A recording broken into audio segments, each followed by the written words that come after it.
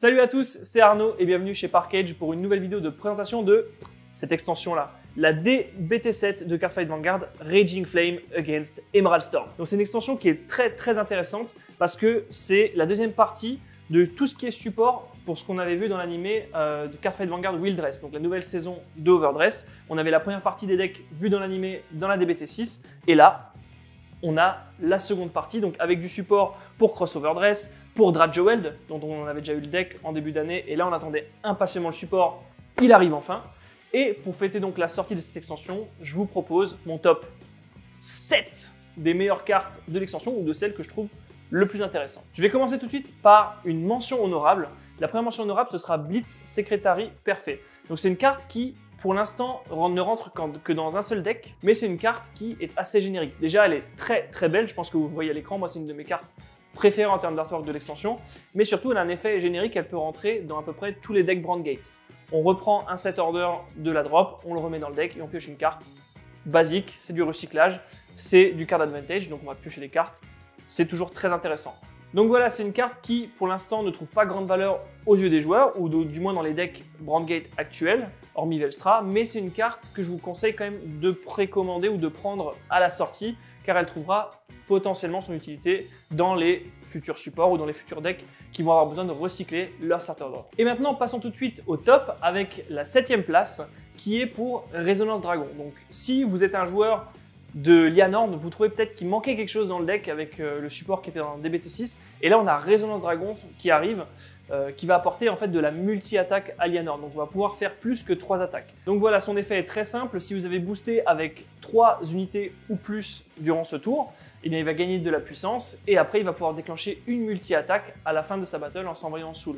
On va pouvoir redresser une autre unité, donc on va pouvoir faire plus que 3 attaques et passer peut-être un palier offensif supérieur à ce que permettait le deck auparavant. Passer le palier des 3 attaques, c'est peut-être ce qui manquait au deck, on verra à l'avenir si le deck trouvera sa place dans la metagame de la version anglaise, mais pour l'instant on apprécie tout de même l'ajout de Résonance Dragon au deck Lianorn.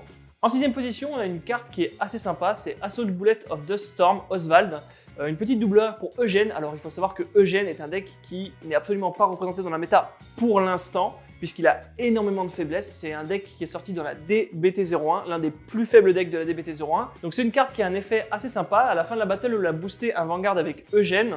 Si jamais le terrain de l'adversaire est vide, on peut payer un CB, défausser une carte et on relève notre Vanguard Eugène qui va avoir son drive et son crit réduit ou augmenté à 1.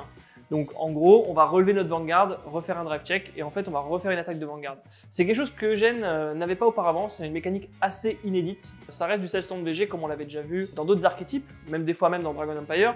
Mais cette fois-ci là, c'est cool que Eugène puisse avoir accès à ça. C'est assez cool, je trouve, qu'il fasse revenir cet archétype qu'on n'avait pas vu depuis DBT1. On avait vu quelques cartes de support, mais c'était assez timide. Là, on a vraiment plusieurs cartes de support qui viennent donner un peu plus de présence au deck, un peu plus d'agressivité. Et moi, je trouve ça cool qu'on se dise, on investit dans des decks de BT1 et qu'à la BT7, il y a encore des cartes qui essayent de viabiliser le support des BT1. Moi, j'adhère. Eugène va venir gérer le board et après, Oswald va venir derrière remplir sa condition. Quand le board de l'adversaire est vide, on va pouvoir relever le Vanguard. Et ça, je trouve ça vraiment très cool. En numéro 5, on a une carte qui va être très intéressante à surveiller puisqu'il s'agit de Hit Ace Acrobat Miloslava.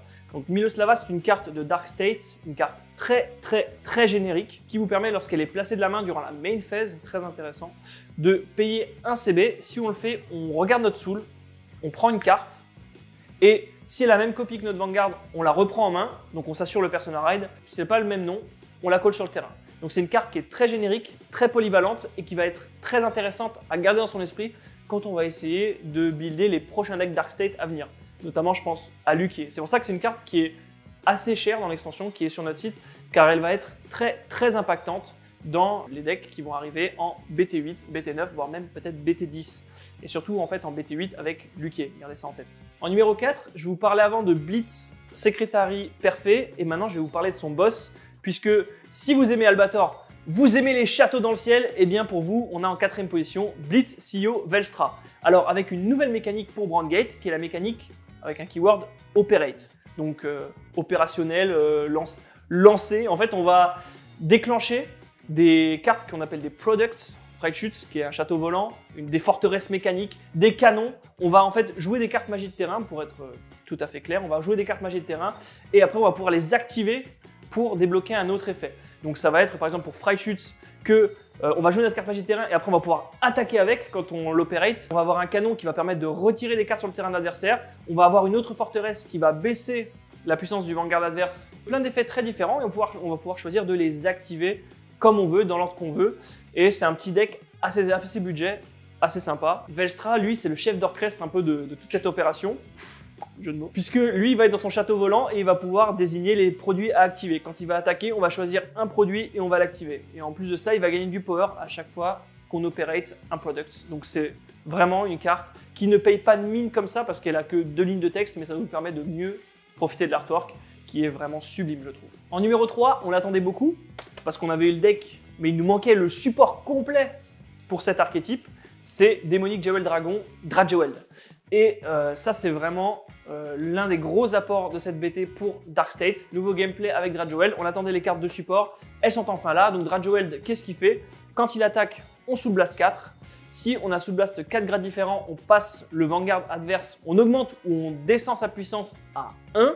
Donc autant dire que nos attaques vont faire très mal, surtout avec une autre carte de l'extension de support qui s'appelle Rokagur, qui nous permet justement de relever les unités quand on a Soul Blast 4 durant le tour. Donc en gros, on va taper avec les Rokagur d'abord, puis on va attaquer, on va Soul Blast 4, passer la puissance du Vanguard adverse à 1, et ensuite on restand nos Rokagur qui vont refaire une vague d'attaque sur un Vanguard affaibli de l'adversaire. Et ça, c'est super cool. Super cool parce qu'on utilise beaucoup la Soul, mais surtout on l'utilise d'une façon inédite.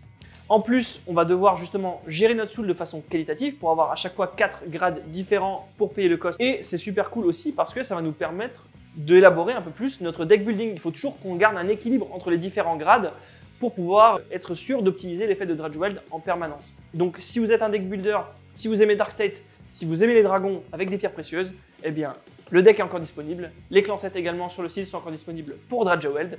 Et en plus, vous aurez les cartes de support génériques dont on vient de parler pour Dark State. Que demande le peuple? Moi, je vous conseille vraiment de tester Drageweld, c'est vraiment super drôle. Et c'est vraiment l'un des bons decks de cette extension. Psst, pro tip, si vous voulez jouer Drageweld, jouer Bruce G4 dans le deck, c'est pas mal. Ça permet d'augmenter, d'ajouter un grade supplémentaire pour être sûr d'avoir l'effet de Drageweld.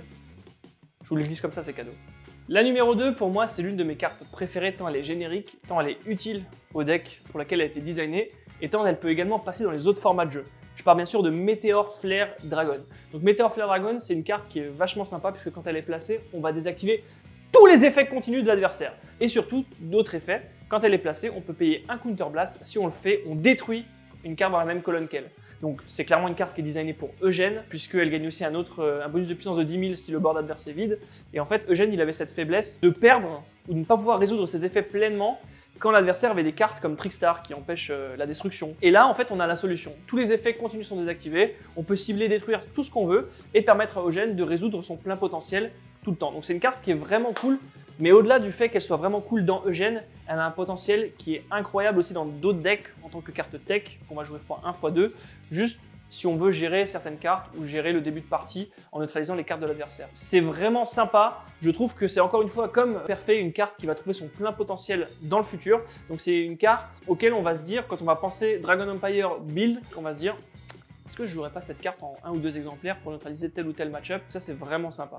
En plus, en format premium, dans les decks Kagero, Tachikaze ou des decks du Dragon Empire en règle générale, c'est une carte qui va peut-être pleinement trouver sa place, notamment, pareil, pour gérer des cartes adverses et des effets continus qui peuvent être vraiment très contraignants quand on est en train de jouer contre. Donc voilà, c'est une carte qui trouve son potentiel actuellement dans Eugène, peut-être moins dans les autres decks Dragon Empire parce qu'elle coûte pas mal de CB, mais c'est une carte qui peut être comme Perfait, intéressante à récupérer tout de suite pour miser sur l'avenir tellement elle est générique. Et on sait que les cartes génériques peuvent facilement devenir très difficiles à trouver. N'hésitez pas à jeter un petit coup d'œil sur le site, à regarder un peu si cette carte peut rentrer dans votre build ou pourrait rentrer dans votre build à l'avenir. Et enfin, la number 1, c'est de loin la meilleure carte de l'extension puisqu'elle fait passer le deck de tiers très drôle à jouer à tiers très méta. Cette carte permet au deck de devenir le meilleur deck du format sur la scène japonaise et vraiment de loin. Yusberg Revolform Tempest. Donc en fait, on avait déjà l'introduction dans la BT6 de Yusberg et de la mécanique Revoldress.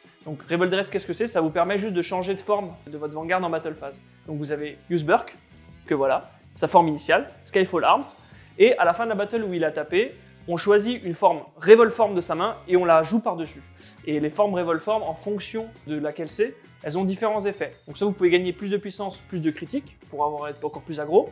Soit vous avez Gust qui vous permet de gagner un drive en plus. Et là maintenant vous avez Tempest. Tempest, qu'est-ce qu'il fait? Quand il est placé par la mécanique Revolt Dress, on peut payer un Counter Blast. Si on le fait, on révèle les deux cartes du dessus du deck et on peut détruire une carte de l'adversaire qui a le même grade que l'une des deux cartes révélées. Mais en plus, les deux cartes qu'on a révélées, elles viennent dans notre main. Et ça, c'est vraiment bien parce que le deck manquait de cartes advantage. Et là, ça permet justement de compenser cette faiblesse. Donc, on retire une carte chez l'adversaire et on en gagne chez nous. C'est juste excellent. En plus de ça, quand il est placé par Revolt Dress, toute la front row gagne plus 5000. Donc, on a un petit boost de puissance qui est non plus pas négligeable.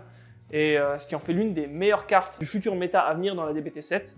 Et donc, c'est une carte qui a été très fortement commandée sur notre site. Elle est peut-être même encore déjà en rupture de stock. Mais tout ça est couplé à deux excellentes cartes de support qui s'appellent Wayward Therapy Angel.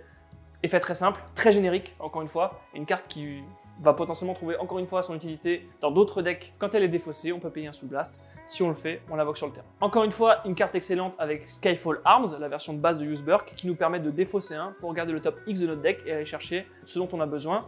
Et là, du coup, avant, on faisait du 1 pour 1, donc du 0, puisqu'on défaussait une carte, on en récupérait une. Là, maintenant, on défausse la Therapy Angel, on Soul Blast un, on l'invoque sur le board, et en plus, on gagne une carte en main.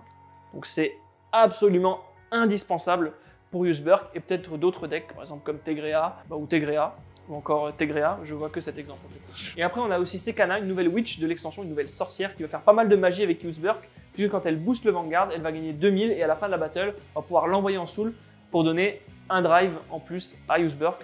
Donc c'est très très fort puisqu'on va taper avec notre Skyfall Arms, boosté par Sekana. Après on va faire Revolt Dress, invoquer la nouvelle forme Tempest, faire notre C1 en piochant 2. Tempest n'a pas de drive, on fait Sekana, il gagne un drive. Et donc en fait, avec ça, on recycle des cartes.